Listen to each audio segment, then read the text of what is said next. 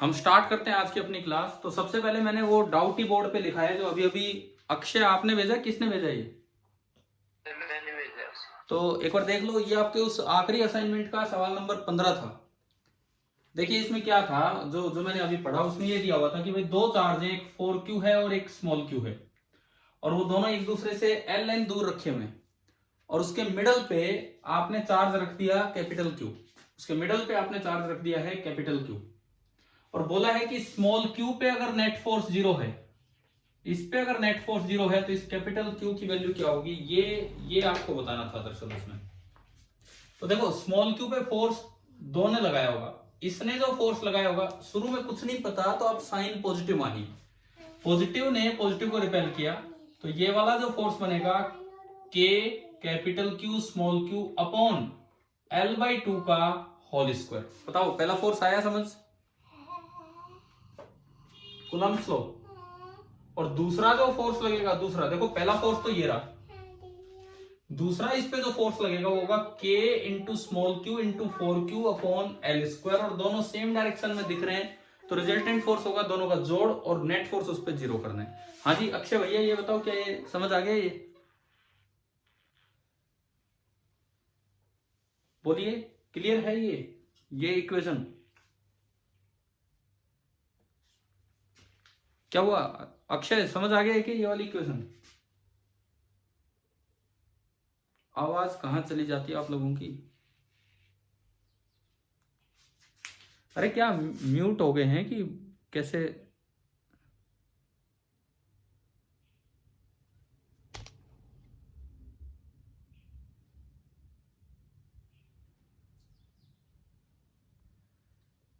क्या पार्टिसिपेंट्स आगे से ही म्यूट कर रखे हैं क्या?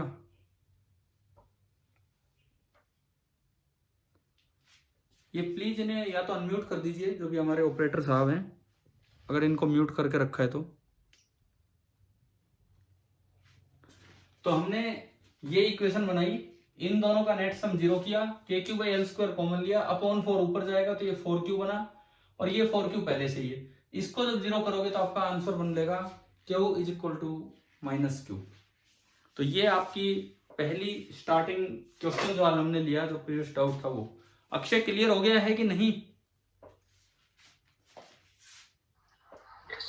ठीक है, और मुझे बताओ आप लोग म्यूट हो या बोल पा रहे हो, क्या चक्कर है? मैं 3-4 बार।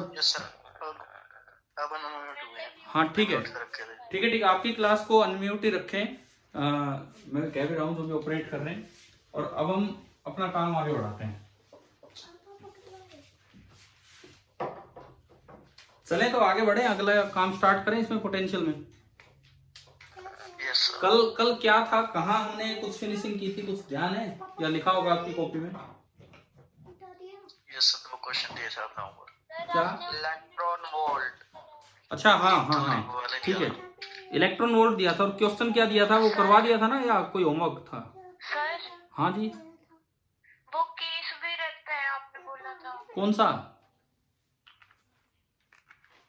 फ्री टारगेट का, डिस्टेंस ऑफ क्लोजेस्ट अप्रोच वाला। ठीक है, सुन लो। अब एक केस मैंने उसमें कहा था कि केस थर्ड क्या होता है, कि केस थर्ड क्या था, फ्री टारगेट नहीं, टारगेट तो फिक्स है। सुनो, क्वेश्चन कराना था। हाँ मैं बता रहा हूं उस पे, केस थर्ड ही बना दिया वो हमने सवाल लेके। वो मैं क्या कह रहा था आपसे, पहला केस हमने लिया था डिस्टेंस ऑफ क्लोजेस्ट अप्रोच में, कि इसी लाइन के अलोंग फेंकना है और टारगेट फिक्स है। दूसरा केस लिया था, इसी लाइन के अलोंग फेंकना है लेकिन टारगेट फ्री है, तो वो भी चल पड़ा था। वो तो याद है ना आपको, दो केसेस। ठीक है, अब सपोज सवाल यूं आ जाए, बहुत दूर ये सेंट्रल लाइन है, लेकिन इस तरह से किसी पार्टिकल को थ्रो कर दिया, एक चार्ज Q है और मास m है, और इस पे चार्ज कैपिटल Q है और ये फिक्स है, और सपोज ये पैरामीटर है B। अक्सर इस पैरामीटर को हम बोल दिया करते हैं इंपैक्ट पैरामीटर। ये जो हमारा पैरामीटर होता है इसको अक्सर हम बोल देते हैं इंपैक्ट पैरामीटर, कि भाई इस लाइन से कितना नीचे या कितना ऊपर आपने फेंका है, ये होता है।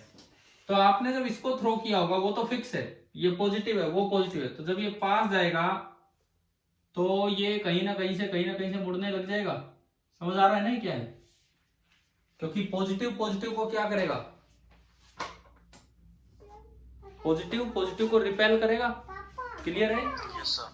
ठीक है, तो ये यू जाता जाता दूर चला जाएगा। अब डिस्टेंस ऑफ क्लोजेस्ट अप्रोच, जिसको हम आर नोट से डिनोट कर रहे थे, जैसे ये सवाल आ जाए कि find distance of closest approach, find distance of closest approach, ये आपको निकालना है। ये यूं मुड़ेगा, यूं जाएगा। एक बार तो ये बताओ, ये मुड़ा क्यों, क्या समझ आ गया? दिया बोलना प्लीज। हाँ जी, मुड़ा क्यों, ये समझ आ गया? Yes sir. ठीक है। अब डिस्टेंस ऑफ क्लोजेस्ट अप्रोच मतलब इनका पास से पास वाली दूरी, वो तब होगी, मैं आपको बताऊं और क्यों होगी, आपको सोचना भी मैकेनिकली। जिस वक्त ये जो वेलोसिटी है, जिस वक्त इसकी जो वेलोसिटी है इस लाइन ज्वाइनिंग के परपेंडिकुलर हो जाए ना, उस वक्त जो डिस्टेंस होगी वो डिस्टेंस आपकी होगी आर नोट।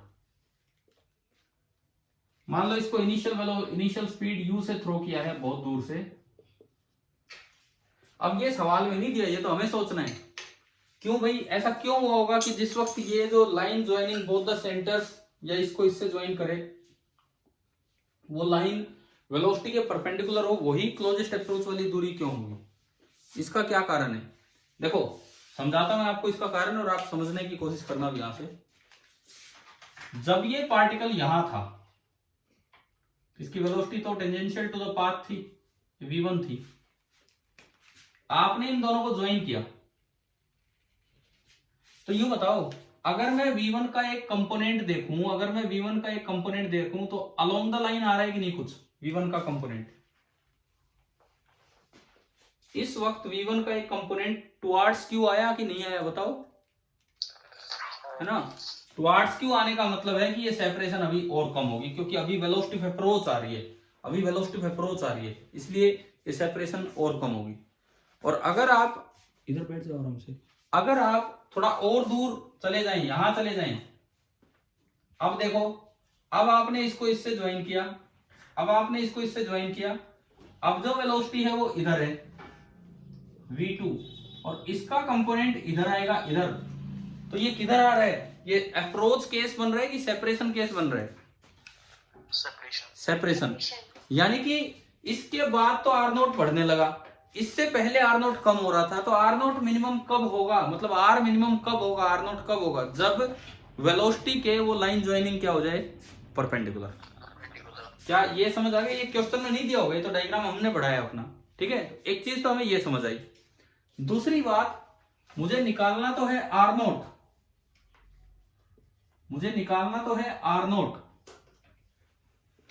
ठीक है, लेकिन इसमें एक और मेरा वेरिएबल बढ़ गया v। मेरे पास 2 अननोन्स आ गए, 2 अननोन आ गए, मेरे पास 2 अननोन आ गए। एक तो आर नोट जो मुझे निकालना ही है, लेकिन एक और अननोन मेरे पास बढ़ चुका है, जो कि क्या है, आपका v है। पीछे जब आपने आर नोट निकाला तो आपने सिंपली एनर्जी कंजर्वेशन से निकाल लिया था, ध्यान है वो पिछले 1-2 केसेस। एक बार लगाया एनर्जी कंजर्वेशन, एक बार एक वेरिएबल v बढ़ा था तो लग गया था मोमेंटम कंजर्वेशन। अब यहाँ तो एक लाइन के अलोंग भी नहीं है वेलोसिटी की जो हम सीधा लगा दें। तो अब इसमें क्या करें, आप 2 मिनट ट्राई कीजिए, सोचिए क्या है। गिवन चीजें जो हैं, गिवन जिनकी टर्म्स में हमें आंसर चाहिए, कैपिटल Q दे रखा है, स्मॉल q दे रखा है, m दे रखा है, और इनिशियल स्पीड दे रखी है। मुझे इनकी टर्म्स में आर नोट चाहिए। ट्राई कीजिए, डायग्राम बनाइए ढंग से और ट्राई कीजिए एक बार। सर एक बार ये बताना, इम्पैक्ट पैरामीटर। इम्पैक्ट पैरामीटर किसे बोलते हैं? इम्पैक्ट पैरामीटर उस टर्म को बोलते हैं जैसे सामने मेरा टारगेट है, मेरे सामने मेरा टारगेट और मुझे यहां से अटैक करना है। सामने टारगेट है, मुझे यहां से अटैक करना है, मैं बिल्कुल उसकी सेंट्रल लाइन पे अटैक करूं तो इम्पैक्ट पैरामीटर है 0। सेंट्रल लाइन पे अटैक करूं तो इम्पैक्ट पैरामीटर है 0। सेंट्रल लाइन से आप कितना नीचे या ऊपर अटैक करते हो, उस दूरी को क्या बोलते हैं? Impact parameter. क्यों बोलते हैं इम्पैक्ट पैरामीटर, ये भी सुनो। ये ऐसा पैरामीटर है कि इसकी वैल्यू जितनी कम होगी, इम्पैक्ट उतना ही ज्यादा होगा। इसकी वैल्यू जितनी कम होगी असर उतना ही। टक्कर अच्छी कब होगी? जब ये बिल्कुल बिल्कुल बीच में जाए, जीरो। मैंने पिछले जो 2 केस करवाए थे आपको इम्पैक्ट पैरामीटर 0 लेते हुए करवाए थे, है ना? ध्यान आ गया? वीडियो फ्रीज होगी सर अभी। क्या वीडियो फ्रीज तो नहीं हुई शायद, चल रही ठीक ठाक। ठीक है, दिख रहा है? मैं कह रहा हूं मैंने पीछे जो केसेस करवाए उनमें इम्पैक्ट पैरामीटर हम 0 लेते थे, लेकिन इस केस में आपने कुछ इम्पैक्ट पैरामीटर ले लिया है। तो अब आप बताओ, समझ आ रहा है इम्पैक्ट पैरामीटर का मतलब? ठीक है, अब थोड़ा सा सोचिए इसमें कि 2 वेरिएबल आ गए, ये नॉन चीजें हैं, तो 2 इक्वेशन चाहिए कि कैसे कैसे बनाए हम। सर क्यों दिया है इम्पैक्ट पैरामीटर? क्या कह रहे हो? Momentum conservation. एक और भी नॉन क्वांटिटी है इम्पैक्ट पैरामीटर बी। हाँ, अब आप बताओ क्या बोल रहे थे अंकित? क्यों दिया है? ना, ये आप कोई क्वेश्चन में कोई चीज दी हो तो मैं उसको ऐसे कैसे फोर्स कर सकता हूँ भाई ये क्यों दिया, इसको हटाओ। हमने वो चीजें कर ली कि सीधा सेंट्रल लाइन के अलोंग अटैक करोगे तो डिस्टेंस ऑफ क्लोजेस्ट अप्रोच कैसे निकालते, वो करवा दिया था ना पहले आपको। सवाल में ऐसा भी तो आ सकता है कि सेंट्रल लाइन से हटके थोड़ा अटैक हो रहा हो, अब डिस्टेंस ऑफ क्लोजेस्ट अप्रोच पूछे। समझ आया? Yes sir. ठीक है, तो उस दिन जो मैंने बोला था, मैंने कहा था, और ये तो आज एक बच्चे ने आप में से ही याद दिला दिया कि भाई एक हमें वो क्वेश्चन लेना था, तो इसलिए वो ध्यान आ गया और वो हमने स्टार्ट किया सीधा। चलो, ये 5 चीजें गिवन हैं, इनकी टर्म्स में आर नॉट निकालिए और एक अननोन वेरिएबल हमने वी और मानना पड़ा। बनाओ, अब कुछ इक्वेशन बनाओ। जस्ट मुझे 2 इक्वेशन चाहिए, 2 इक्वेशन।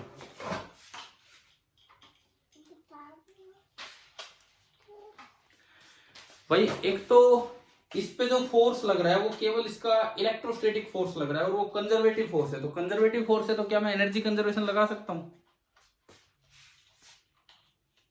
बोलिए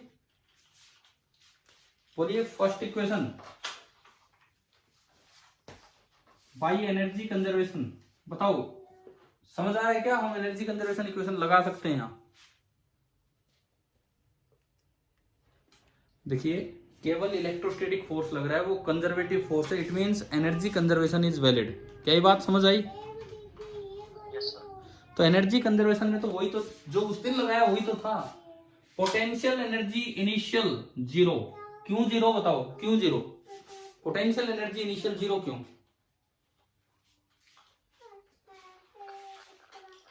क्योंकि ये वेरी लार्ज सेपरेशन पे होता है। जब भी ऐसा सवाल होगा दूर से ही आएगा।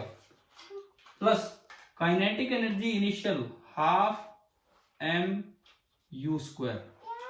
आई गया होगा समझ यहां तक तो? ठीक है, पोटेंशियल एनर्जी फाइनल बताओ।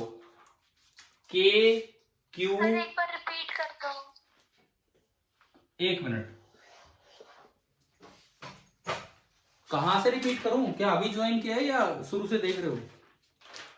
स्टार्टिंग से देख रही है। हैं? क्या कह रहे हो? मैं पूछ रहा हूं शुरू से रिपीट। फर्स्ट पॉइंट से रिपीट कर दो। यहां से चलो मैं एक बार बता देता हूं कि क्या चल रहा है। जो आपने 2 केसेस लिए थे उसके ऊपर एक सवाल ले रहे हैं जो अपने आप में तीसरा केस बन जाता है। मैंने स्टार्टिंग से ज्वाइन कर रखा है। ठीक है, यहां से मैं करता हूं रिपीट। बाई एनर्जी कंजर्वेशन देखो, हम जब लाइन ऑफ इम्पैक्ट के सेंट्रल लाइन पे जब अटैक करते थे तब भी हम क्वेश्चन सोल्व कर रहे थे बाई एनर्जी कंजर्वेशन।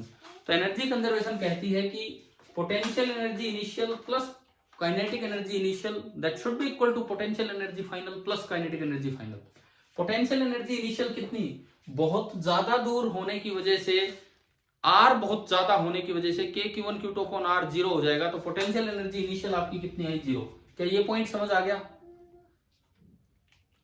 ठीक है, प्लस काइनेटिक एनर्जी, काइनेटिक वो तो फिक्स है, काइनेटिक एनर्जी तो खाली इसी में है, तो कितना होगा? Half mu²। क्लियर? अब is equal to potential energy final हमारी ये सिचुएशन है इस वक्त। यहां मुझे देखना है जवाब में। पोटेंशियल एनर्जी फाइनल बोलिए क्या होगी? के capital Q small q upon R0। और प्लस वो तो फिक्स है, काइनेटिक एनर्जी इसकी फाइनल कितनी, हाफ एम ½ mv²। अब चक्कर बस एक है इसमें, यू निकल जाता है इससे, लेकिन एक चीज ने हमें फंसा दिया कि इसमें क्या आया हुआ है साथ में, वी। अब आप ये बताओ ये वी कहां से लाएं। एक दिन जब समस्या आई थी तो मैंने मोमेंटम कंजर्वेशन लगवाया था केस सेकंड में, ठीक है, परंतु उसमें क्या था, डायरेक्शन एक ही रह रही थी, तो अलोंग दैट डायरेक्शन हमने मोमेंटम कंजर्वेशन लगा दिया। आज तो भाई एंगल वेंगल हो जाएंगे और फिर कंपोनेंट करेंगे तो और वेरिएबल बढ़ेगा, तो अब कैसे करें इसको बताओ आप, ये वी कैसे निकाल के लाएं। क्या दोबारा बोलना, एंगुलर मोमेंटम कंजर्वेशन लगा। ठीक है सही बोल रहे, कौन कौन बोल रहा है, साहिल बोल रहे, कौन बोल रहे हैं, हाँ जी सही बोला है, किसने बोला है,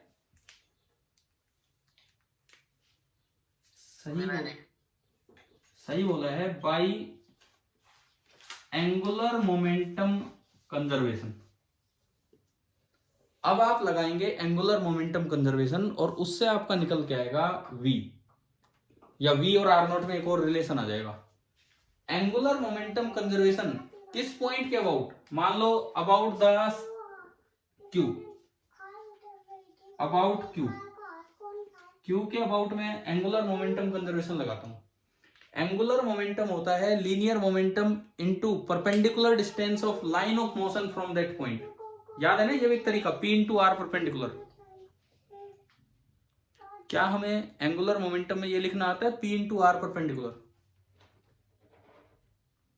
ठीक है। सुनो, शुरू में इसका लीनियर मोमेंटम इधर है mu, शुरू में इसका लीनियर मोमेंटम इधर की तरफ है mu, और मैं अगर आपको दिखाऊं इसमें तो जो इसकी इनिशियल लाइन ऑफ मोशन है वो ये है, ये इसकी इनिशियल लाइन ऑफ मोशन है और इसका इनिशियल मोमेंटम है mu, और उसकी जो परपेंडिकुलर डिस्टेंस है फ्रॉम दैट इज b। तो जो इनिशियल मोमेंटम होगा that will be equal to mu into b। बताइए क्लियर है कि नहीं, बताओ एक बार ये चीज।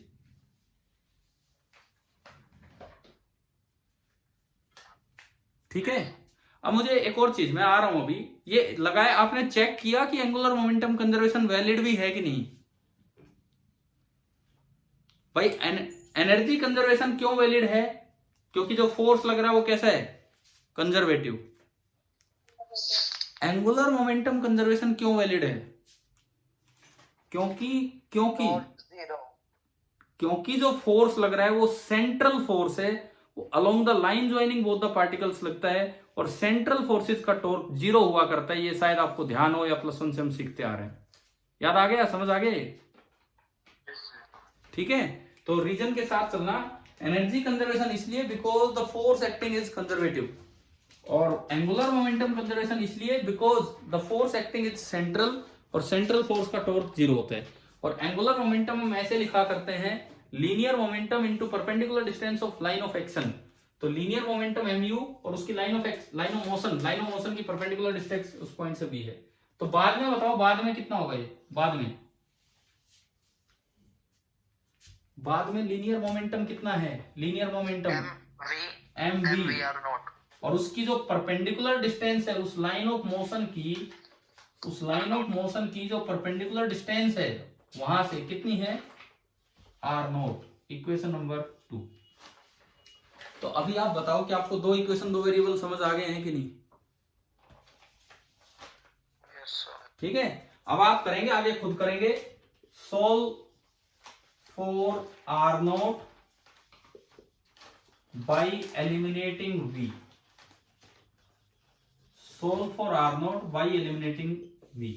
अच्छा, क्या आपने वहां एक पेज छोड़ा था उन दो केसेस के बाद इस सवाल के लिए या नहीं? नहीं छोड़ा है तो यार अब नोट कर लो। वैसे मैंने बोल रखा था कि हम एक तीसरा केस और लेंगे क्वेश्चन के थ्रू। चलो कोई नहीं, अब नोट कर लीजिए जहां भी आपने लिखा है, बाद में क्लियर तो हो गया है ना ये कैसे किया है।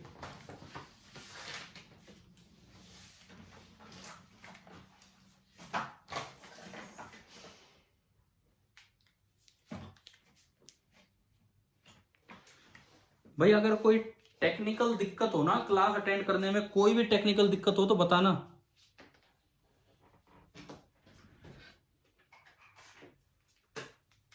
और नहीं तो अच्छे से क्लास अटेंड करो, ढंग से नोट्स बनाते चलो। और शायद मुझे लगता है आपके अगले टेस्ट में +1 का तो आ ही नहीं रहा है जो आपके भेजा है। हमारा सर ग्रेविटेशन। हाँ ओनली, हाँ ठीक है। अरे ग्रेविटेशन कैसा +1 का है यार, वो तो इलेक्ट्रोस्टैटिक्स है। मतलब कोई और पीछे का पार्ट तो नहीं आ रहा है, काइनेमेटिक्स या मैकेनिक्स या इस तरह का कुछ। Gravitation is just electrostatics. Charge को मास से रिप्लेस कर दो, बन जाएगा ग्रेविटेशन। आप ये पूरा होने दो एक बार, हम पूरा क्या इसके साथ साथ ग्रेविटेशन हो जाएगा। अच्छी बात है ग्रेविटेशन आ रहा है, तो इससे अच्छा टाइम नहीं था ग्रेविटेशन के लिए आने का। तो भाई इस बार तो देखो, मैं तो उम्मीद करता हूँ कि आप 100% तक पहुंचाओ फिजिक्स में। आपका इस बार भी अच्छा ठीक ठाक रहा है स्कोर, लेकिन आपको 100 स्कोर करके दिखाना है, और हो सकता है इस बार पॉसिबल है, थोड़ी मेहनत बढ़ाएंगे तो आप। चलो मैं आगे बढ़ूं, मिटा दूं इसे। क्वाड्रेटिक बन जाएगी। यस सर, क्वाड्रेटिक बन सकता है यार क्वाड्रेटिक अगर बन रही है ना, तो उसे छोड़ दो। वो फॉर्मूला लगा के छोड़ दो कि इससे सोल्व करेंगे -b + √b² - 4ac/2a, वो तो आता है ना हमें। ठीक है, क्या होता है कि जब कभी ये सवाल की तरह बन के आएगा तो आपको ना कुछ वैल्यूज दे देंगे, जैसे ये q दे दिया, वो q/2 दे दिया, जिससे वो क्वाड्रेटिक भी सोल्व होना आसान हो जाएगा लास्ट में। मैंने जनरल केस आपको बताया, समझ आ गया? Yes sir. ठीक है, यहां से v की वैल्यू निकाल के उसमें पुट कर दो, एक क्वाड्रेटिक बना के दिखा दो R0 में। और क्वाड्रेटिक का ढंग से कोफिशिएंट देखो, ax² मतलब ar02 में a क्या है, प्लस bx में b क्या है, प्लस c क्या है, =0। और वहां छोड़ दो उसको कि भाई we can solve it by using the formula, जो क्वाड्रेटिक फॉर्मूला आपका होता है वो वाला। तो चलिए अब मैं आगे बढ़ूं थोड़ा सा। ठीक है, आगे बढ़ते हैं, अपना काम बढ़ाते हैं आगे। देखिए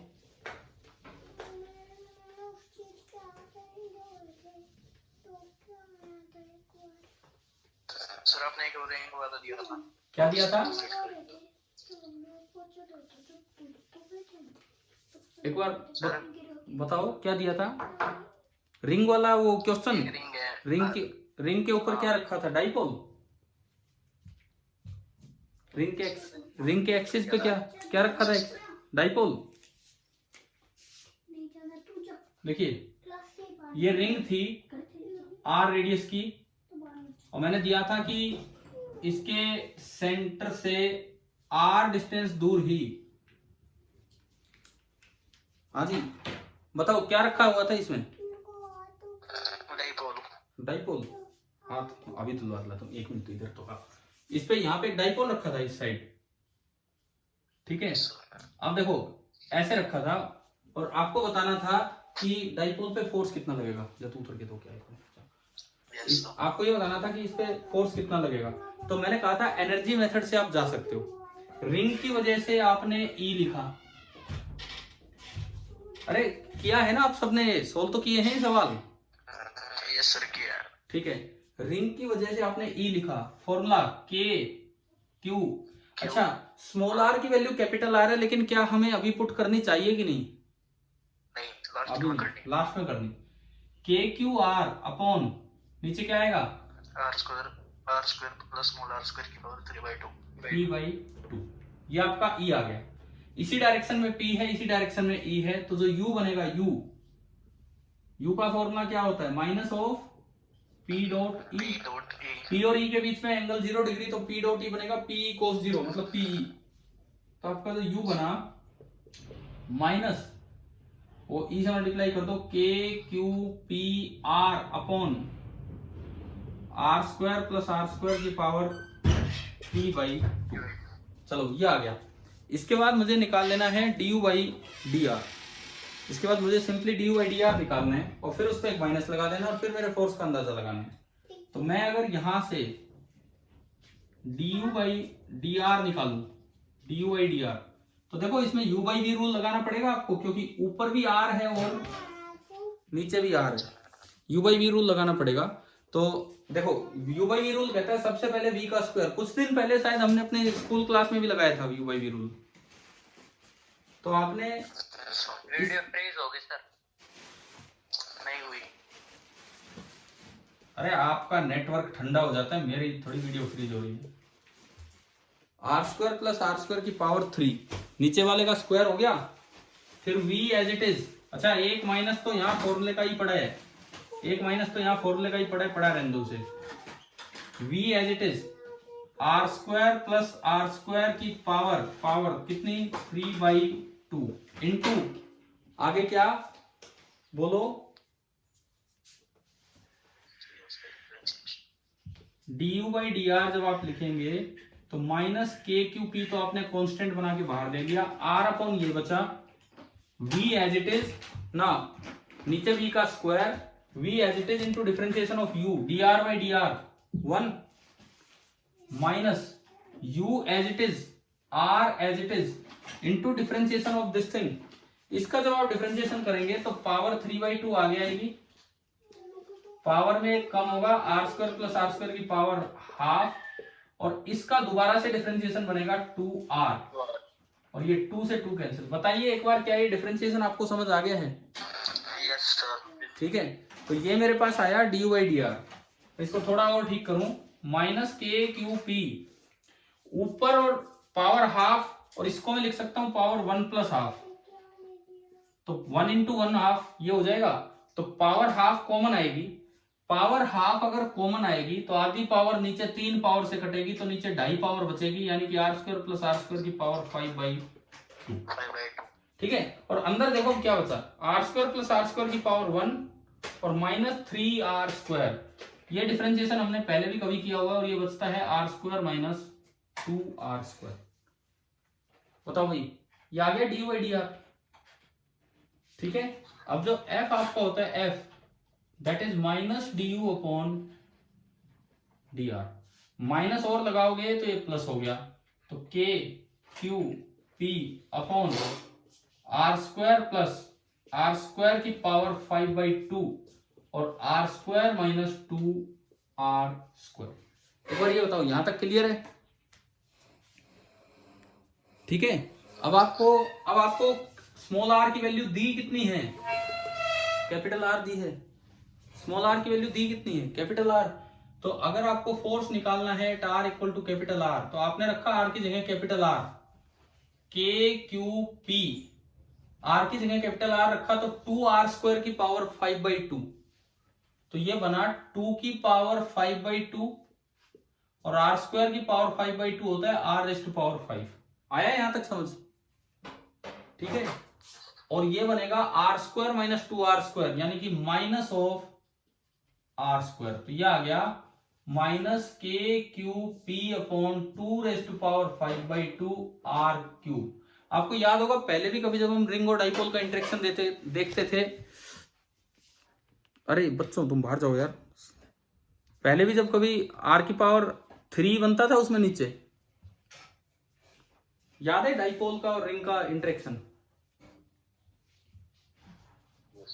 ठीक है, उन सभी में r क्यूब ही आया करता था और कुछ नहीं।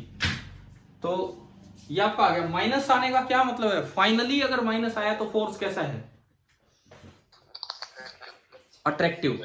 और आप ये चीज चेक कर सकते हैं, मैंने पीछे पढ़ाया हुआ है, r/√2 पे रखेंगे 0.7r पे तो फोर्स 0 होगा, उससे पहले रखेंगे तो रिपल्सिव होगा, उसके बाद रखेंगे तो अट्रैक्टिव होगा। बताओ करवा रखा है कि नहीं? तो ये 0.7r से ज्यादा रखा हुआ है, 0.7r से भी दूर है, 1r है ये, तो इसलिए फोर्स आपका अट्रैक्टिव है। तो बताइए ये मेथड क्लियर हो गया, u से फोर्स कैसे निकालना है? ठीक है, और कुछ बताओ फिर मैं, नहीं तो मैं आगे बढ़ता हूं फिर। अब सर वो सेंटर के डिस्क पे वो एज पे ओहो, निकालना था। ठीक है। Yes, sir. एक और मतलब आज का तीसरा काम, और ये भी एक पुराना लटका हुआ काम, सरकारी कामों की तरह हमारे काम चल रहे हैं आज।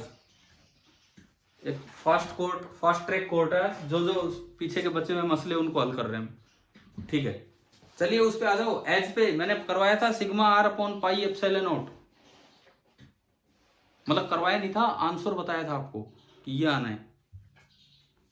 ठीक है, आप देखो आपने कॉपी में उसके लिए जगह बचाई है कि नहीं बचाई है, और वो चीज अपनी निकालिए। फिर वहां हम स्टार्ट करते हैं एज ऑफ द डिस्क वाला। अरे बच्चों बाहर खेलो यार, तुम जाओ बाहर खेलो, गेम यही है, जाओ जो बाहर खेले।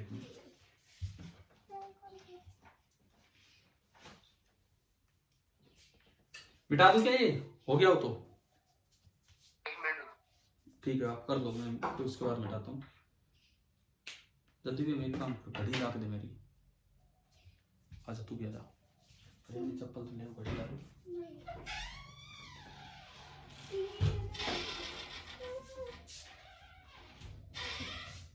वही पानी की बोतल दी।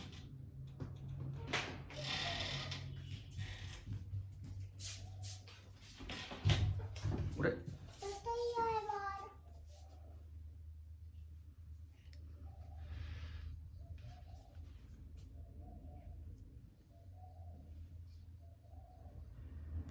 हाँ जी, हो जाए नोट तो बता देना। हो गया सर। हो गया है? ठीक है।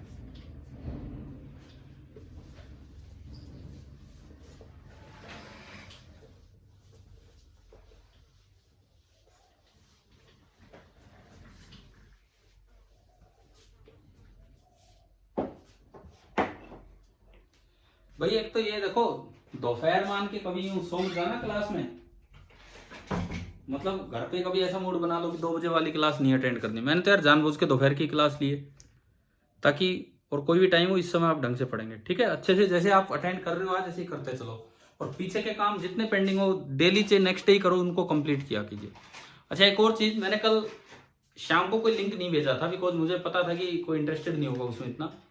बट मैंने वो क्लास लेने के बाद जस्ट एक वीडियो लेक्चर शेयर किया था, तो किसी का कोई मिसिंग पार्ट हो वो बता देगा, किसी का भी इलेक्ट्रिक फील्ड अगर मिसिंग हो वो बता देगा। कल पहली ही क्लास हुई थी, अगर किसी को अटेंड करनी हो तो। बाकी आपने पढ़ रखा है तो दोबारा करने की कोई जरूरत नहीं है। समझ आ गया मैं किस बारे में बात कर रहा हूं?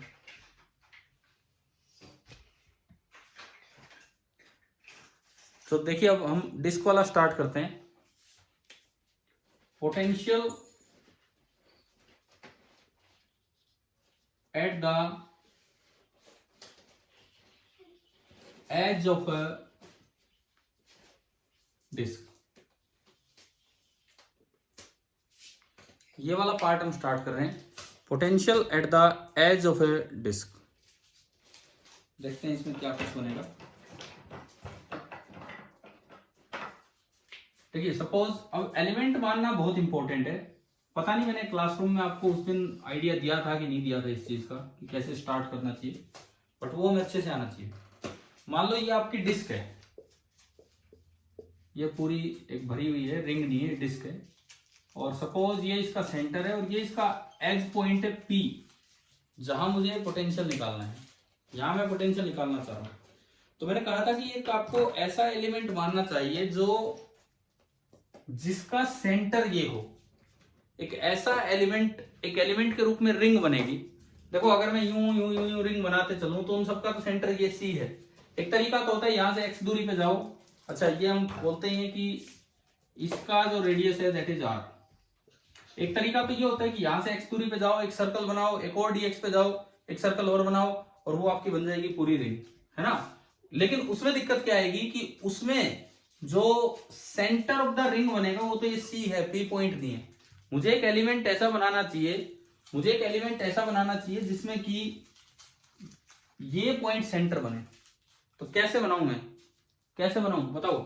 किस तरह से हम सोचें कि आपको क्या करना चाहिए? देखो, अरे इससे दूर हो स्टैंड से।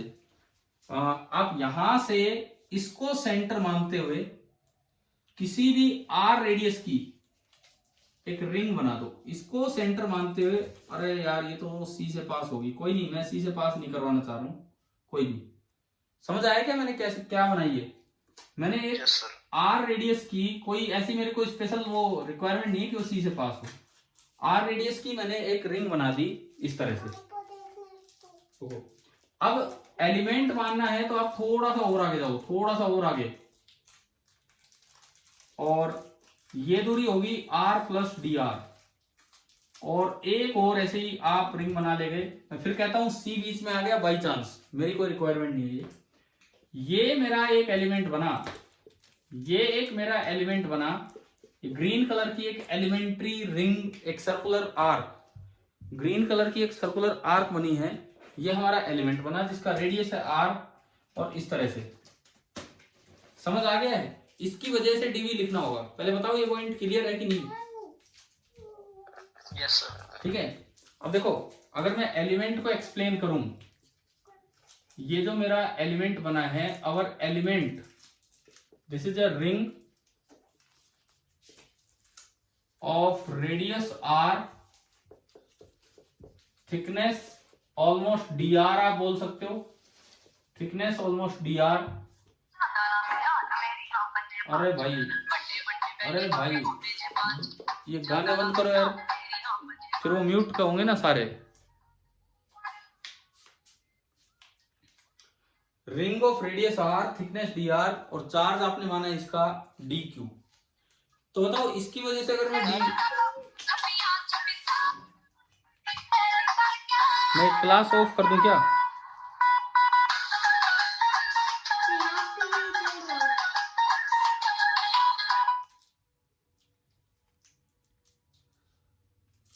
क्या कर दिया?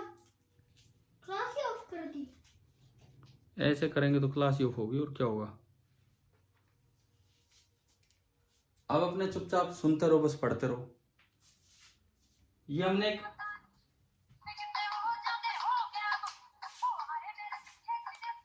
मैं क्लास ऑफ कर दूं क्या, ये बताओ आप। नो सर, इसे निकाल दो। कौन है ये? मैं तो होस्ट नहीं हूं ना यार, कौन है ये? जिले सिंह नाम से बना रखी किसी ने आईडी पे है मेरे हिसाब से। नहीं तो ऐसा है, सुनो, मैं आपको कह के तो आपकी ये वॉइस वगैरह ऑन करवाता हूँ कि म्यूट मत कीजिए, नहीं तो हो सकता है होस्ट म्यूट भी कर देता हो सबको कि भाई टीचर पढ़ाए आराम से। और इस तरह से करोगे तो फिर वही हो जाएगा, बस मैं जैसे वीडियो रिकॉर्डिंग चल रही इस तरह से मेरी क्लास चलेगी, और कुछ नहीं है।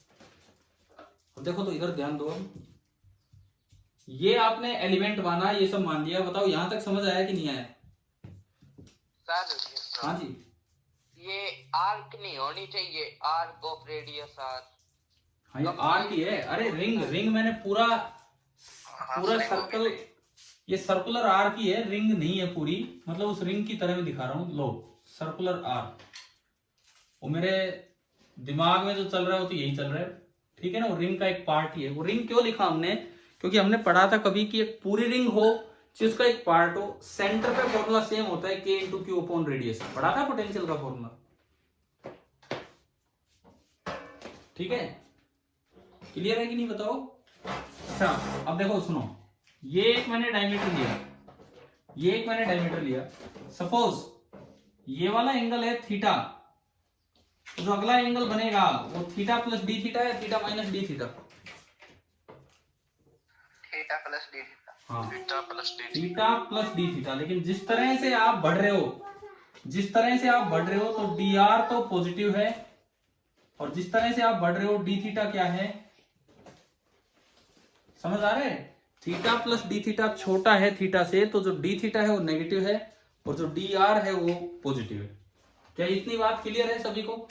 ठीक है, ये हमारा एलिमेंट बना, circular arc of radius are, thickness almost T R, charge D Q मान लिया, अभी निकाल लेंगे उसे। तो आप यूं बताओ कि इसकी वजह से डीवी कितना होगा? DV at point P due to this green arc कितना होगा बताओ? रिंग या आर्क का क्या फॉर्मूला था पोटेंशियल का? बोलिए यार, आपकी तो कॉपी भी आपके पास है, देख के भी बोल सकते हो, बताओ। के सेंटर पे ये जो P पॉइंट है, ये जो P पॉइंट है, ये इसका सेंटर है, सेंटर्ड एट P, के क्यू अपॉन रेडियस। तो अगर मैं देखूं तो K इंटू इसका चार्ज है DQ, और अपॉन रेडियस कितना है? Small are. आ गया क्या बताओ? यहां तक समझ आया? अब पहली चीज तो ये DQ कितना होगा, और एक ये स्मॉल आर कितना होगा। पहले मैं स्मॉल आर पे चलता हूं। आपने ये पढ़ा होगा कि एक सेमी सर्कल में सारे एंगल 90 डिग्री बनते हैं। तो अगर मैं इसको आगे बढ़ाऊं यहां, तो आप क्या इस एंगल को 90 डिग्री बोल सकते हो? बताओ। ये एक डायमीटर है, ये जो एंगल है 90 बन गया कि नहीं? और ये पूरा डायमीटर कितना है? पूरा डायमीटर 2r, ये एंगल थीटा, तो ये कितना बना बताओ? cos थीटा हो जाएगा। अगर मैं इस ट्रायंगल में cos थीटा लगाऊं तो cos थीटा होगा स्मॉल r अपॉन 2r। दिख रही है ना ये ट्रायंगल, तो विजुअलाइज हो रही है हमें, ठीक है। तो स्मॉल r बताओ कितना आ गया?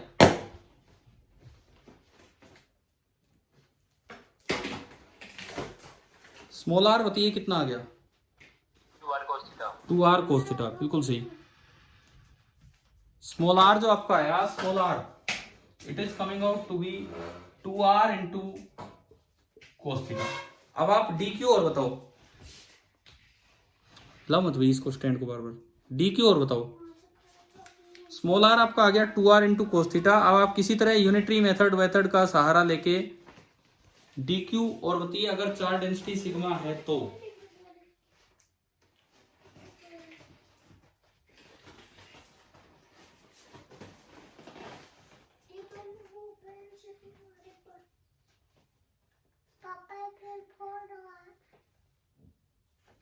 हाँ भी बताओ। देखिए ये एंगल थीटा है तो बाई सिमेट्री ये एंगल भी थीटा होगा, समझ लो अब ध्यान से। तो ये पूरा सेंट्रल एंगल कितना हो गया? 2 थीटा। पूरा जो सेंट्रल एंगल है वो 2 थीटा हुआ। दिख रहा है ना ये पार्ट, या नहीं दिख रहा है? देखो ये थीटा तो ये भी थीटा, तो ये पूरा एंगल कितना हो गया? 2 थीटा। अब जो लेंथ ऑफ द आर्क है, ये आर्क है जिसका ये सेंटर है P, तो लेंथ ऑफ द आर्क होगा रेडियस इनटू सेंट्रल एंगल। तो क्या मैं इस पूरी आर्क को r इंटू 2 थीटा लिख सकता हूं? हाँ या ना बताओ, समझ आ रहा है? बोलो भाई जल्दी बोलो। अरे दोबारा समझाऊं, ये एंगल थीटा था आर्क के इस कॉर्नर वाला, तो बाइसिमेट्रिक नीचे वाला एंगल भी थीटा ही होगा, तो ये पूरा एंगल 2 थीटा हो गया। तो length of the arc, centre पे एंगल उसने 2 थीटा बनाया, तो लेंथ ऑफ द आर्क होगा radius into 2 theta, r into 2 theta. बताओ समझ आया कि नहीं आया? हाँ जी बोलिए। तो अगर मैं इस स्ट्रिप को सीधा करूं, अगर मैं इस स्ट्रिप को सीधा करूं लगभग, तो नियरली ये एक रेक्टेंगल बनेगी, नियरली ये एक रेक्टेंगल बनेगी जिसकी लेंथ तो है r इंटू 2 थीटा, और जिसकी जो ब्रेड्थ है दैट इज नियरली dr। तो जो एरिया बनेगा, area ds, that is r into 2 theta into dr। और अगर सरफेस चार्ज डेंसिटी सिग्मा है तो जो dq बनेगा वो बनेगा सिग्मा इंटू ds। तो ये आपका आ गया, जो dq आपका आया वो आया सिग्मा इंटू ds, मतलब 2 सिग्मा थीटा r dr। एक बार बता दो कि ये समझ आया कि नहीं?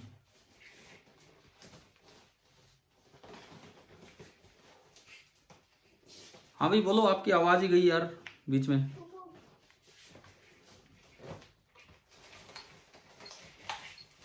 क्या ये स्टेप समझ आ गया है? Yes sir. ठीक है, ठीक है। तो अब इसे बस पूरा करना है, और कुछ नहीं करना है। क्या रखा था तब से। अच्छा ठीक है। तो देखो अब केवल इसे सोल्व करना है। फिजिक्स खत्म, math start, only maths. Physics खत्म यहाँ की। चलिए इस dq को इसमें पुट कीजिए, dv लिखिए क्या आया।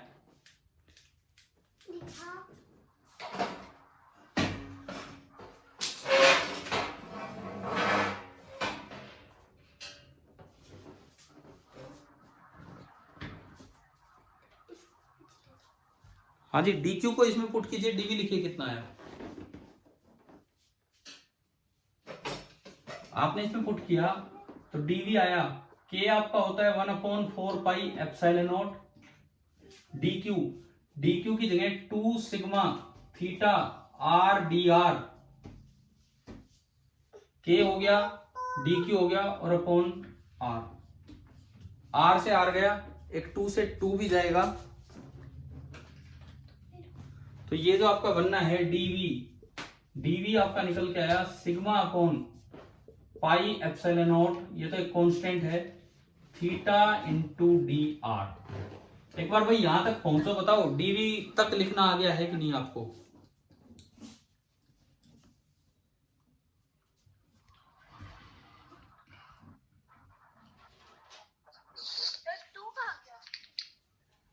टू एक रह गया। 2 पाई आएगा। हाँ हाँ ठीक है ठीक है सिग्मा अपॉन 2 पाई ठीक है ठीक है ठीक है ठीक है।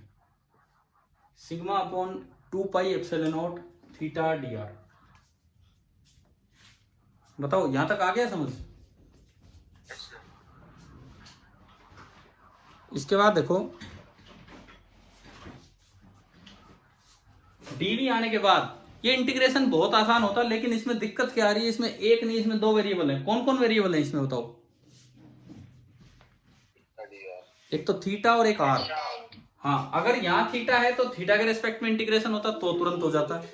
अगर वहां डी आर है, आर के अंदर आर होता तो तुरंत हो जाता। तो हमने पीछे भी शायद एक दो बार ऐसी चीजें अपनी क्लास में सोल्व की हैं, जब कभी दो वेरिएबल बने तो उन्हें एक सिंगल वेरिएबल में लाने की कोशिश करते हैं। किए ना हमने कुछ ज्योमेट्री वगैरह यूज करके। बताओ ऐसा प्रयास पहले कभी किया है इस तरह का काम? Yes sir. ठीक है, तो अब इसको तो यही रोक दो इक्वेशन नंबर डाल के। मेरी फिजिक्स खत्म हो चुकी है इसमें, अब मुझे केवल इसको इंटीग्रेशन को आगे बढ़ाना है। तो आप या तो सब कुछ थीटा में कन्वर्ट कर लो या सब कुछ आर में कन्वर्ट कर लो। मान लो मैं सब कुछ थीटा में कन्वर्ट करना चाहूं तो डी आर की जगह क्या रखूं? ये रहा ना रिलेशन। आर क्या है आपका? आर क्या है? 2r cos theta.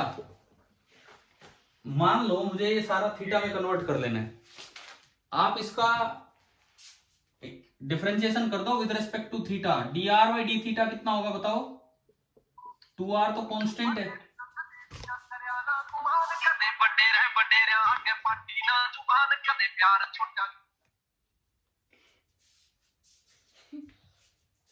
कैसे बच्चे हो यार आप? चलो अब देखो, D R by D theta is equal to 2r into cos theta का डिफरेंशिएशन क्या होगा? कोस थीटा का Sin theta. साइन थीटा या minus sine theta? Minus sin theta. तो यार ये एक एक गलती भी बहुत बड़ी बन जाती है। और ये आ गया, तो यहां से मेरा डी आर कितना आया? -2r sine theta D theta. और देखो इस माइनस साइन का अपना एक महत्व है। यहाँ क्या महत्व है, क्या इंपॉर्टेंस है सुनिए। आपने शुरू में लिखा था कि डी थीटा तो नेगेटिव होगा और डी आर क्या होगा? पॉजिटिव। तो इसमें देखो ना, अगर डी थीटा नेगेटिव हो, साइन थीटा वैसे ही पॉजिटिव है क्योंकि थीटा एक्यूट है, फर्स्ट क्वाड्रेंट में। डी थीटा नेगेटिव है, वो एक और माइनस बाहर लगा तो डी आर नेगेटिव नहीं है। यहां जो डी आर है वो आपका क्या है? पॉजिटिव, क्योंकि डी थीटा खुद नेगेटिव है। समझ आए ना वो क्या माइनस प्लस चल रहे हैं, वो अपने आप आ रहे हैं। चलिए हमने ये डी आर उठा के वहां रख दिया, ये डी आर उठा के वहां रख दिया, तो डी वी आपका बना sigma upon 2 pi epsilon not. Sigma upon 2 pi epsilon not एक थीटा है, और अगर मैं इसको लिखूं तो एक माइनस बाहर है, एक 2r आया और एक साइन थीटा आया और एक डी थीटा आया। चलो थोड़ा थोड़ा देखते हैं। 2 से 2 गया, अल्टीमेटली मेरे पास डीवी क्या निकल के आया? अल्टीमेटली मेरे पास डीवी निकल के आया minus sigma are upon pi epsilon naught, minus sigma are upon pi epsilon naught, और अंदर जो बचा एक थीटा, एक साइन थीटा और एक डी थीटा। बताओ भाई डीवी तक आप पहुंच गए हो कि नहीं? ठीक है, और उसके बाद केवल और केवल कर देना है इसका इंटीग्रेशन, क्योंकि पोटेंशियल एक स्केलर क्वांटिटी है, तो नेट भी चाहने के लिए आपको इंटीग्रेशन करना होगा। कोई डायरेक्शन का तो चक्कर ही नहीं है। एक बार बताओ मैं मिटा दूं क्या? ये स्टेप हो गए हो तो आपके? Yes, sir. चलो मिटा देता हूं इसको। ठीक है,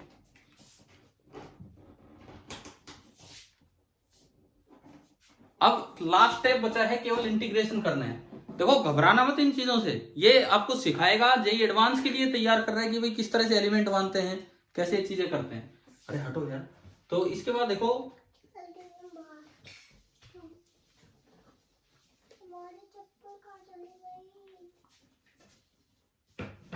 बाहर है तुम्हारी चप्पल, बाहर है, जाओ।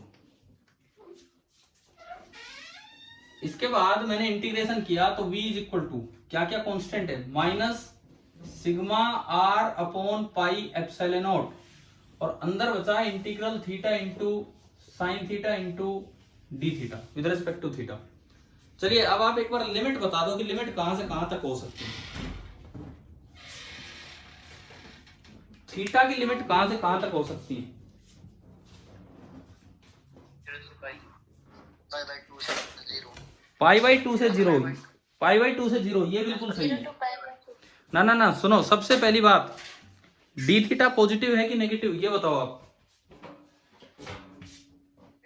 नेगेटिव का मतलब है कि थीटा घटेगा, तो थीटा की लोअर लिमिट बड़ी मिलेगी और अपर लिमिट आपकी छोटी मिलेगी। एक तो ये चीज दिमाग में सीखिए आप अच्छे से, लोअर लिमिट बड़ी मिलेगी और अपर लिमिट छोटी मिलेगी।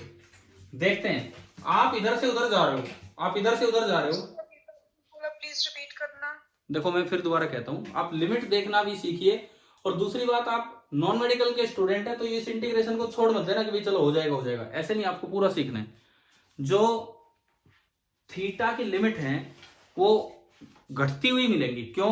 क्योंकि डी थीटा नेगेटिव है, जब भी आप आगे बढ़ेंगे थीटा कम होगा, यानी कि थीटा की लोअर लिमिट ज्यादा मिलेगी और अपर लिमिट कम मिलेगी। पहली बात, ये बात समझ आ गई? Yes sir. ठीक है। दूसरी बात सुनो, ये रिंग यूं बनती चलेगी बनती चलेगी बनती चलेगी, जो लास्ट वाली जो आएगी, लास्ट वाली वो यहां पहुंच जानी है घटते घटते यहां पे। Yes sir.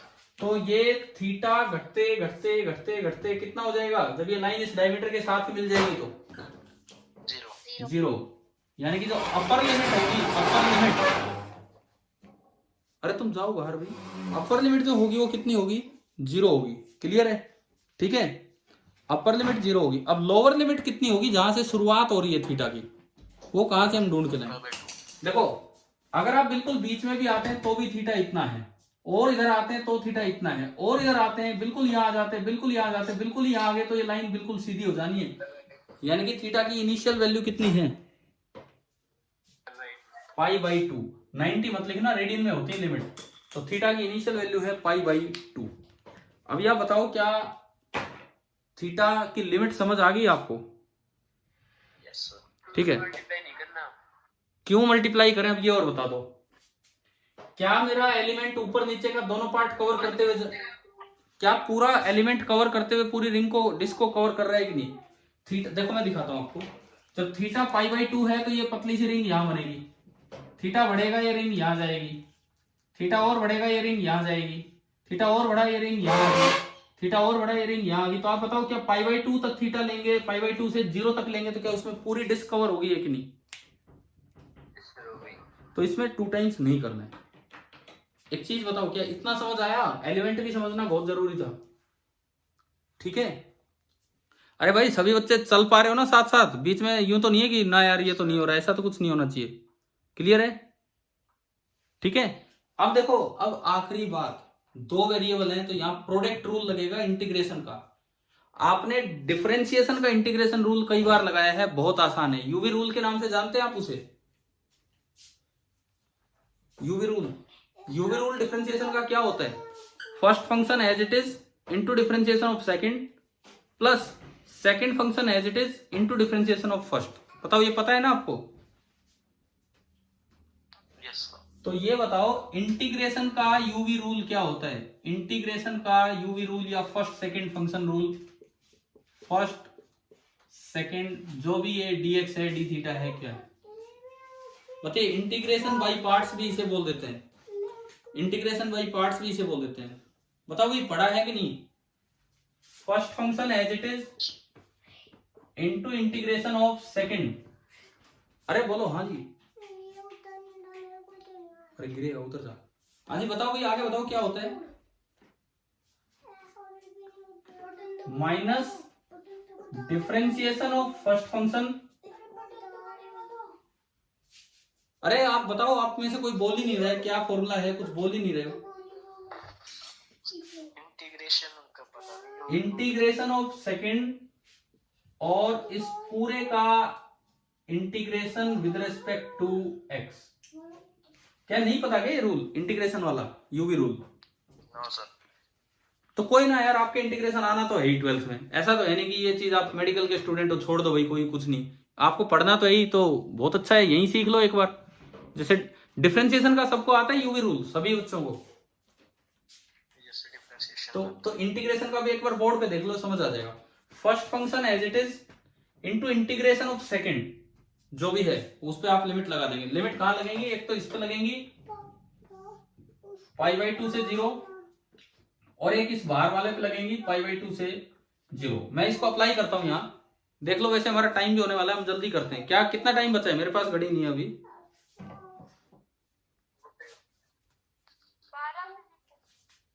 12 मिनट हैं, ठीक है। तो 2 मिनट दो मिनट है तो 2 मिनट है। अब इधर देखो, फटाफट देखो, बस हम खत्म होगा।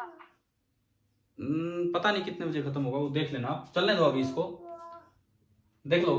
हाँ जी, पढ़ाने दो मेरे को यार। आप भी अपने पेरेंट्स को इतना ही परेशान करते रहते हो काम करते करते, है भाई? आप भी परेशान करते हो क्या इतना? तो इन्होंने तो देखो, मैं कितनी विषम परिस्थितियों में आपकी क्लास ले रहा हूँ पिछले 1 घंटे से। इधर देखो, इन दोनों बच्चों ने मतलब इतना परेशान कर रखा है इस पूरे घंटे में।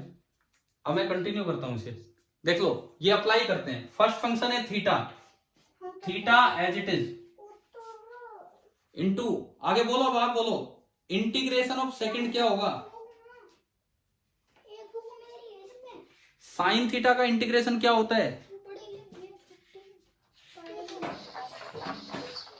साइन थीटा का इंटीग्रेशन बोलिए भाई, क्या होता है?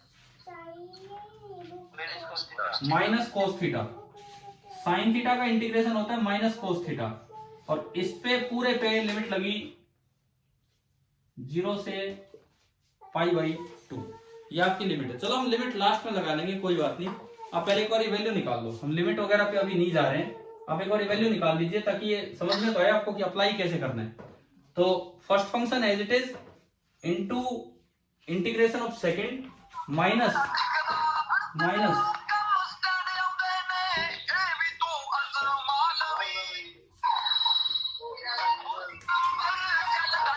आप मतलब क्लासेस बंद करवाओगे और कुछ नहीं।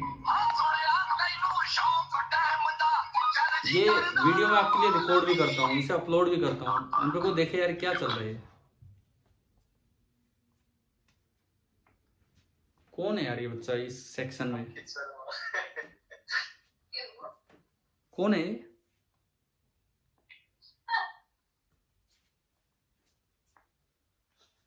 चलिए कोई नहीं, अपना इंटीग्रेशन पूरा कीजिए। Minus differentiation of first function D theta by D theta कितना होगा? D theta by D theta, ये थीटा ही है, ये थीटा के रेस्पेक्ट में है, ये थीटा के रेस्पेक्ट में है सब कुछ। तो आप ये थीटा के रेस्पेक्ट में बनाते चलो।